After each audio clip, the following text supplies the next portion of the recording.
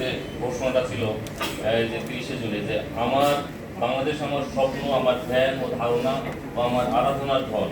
আর সে সোনার বাংলা ঘুমিয়ে আছে চির অবহেলিত গ্রামের আনাচে কানাচে, চির উপেক্ষিত পল্লীর কন্দরে কন্দরে, বিস্তীর্ণ জলাভূমির আশেপাশে আর সুবিশাল অরণ্যের গভীরে। ভাইরা আমার, আসুন সমবায়ের জাদু স্পর্শে সুপ্ত গ্রাম বাংলাকে জাগিয়ে তুলি। এই যে 3072 বঙ্গবন্ধু ঘোষণা ছিল। তো আসলে আজকে যে আমরা আমাদের যে থিম আপনারা খেয়াল করেছেন যে cooperatives build a better future for all, better future, এটি সবচেয়ে গুরুত্বপূর্ণ। তো বেটার ফিউচার কিভাবে হয়? এই সমবায়ের যে মূল কনসেপ্ট আমরা জানি যে সমবায় সমিতি এটা হলো একটা প্রতিষ্ঠান। এই কি প্রতিষ্ঠান?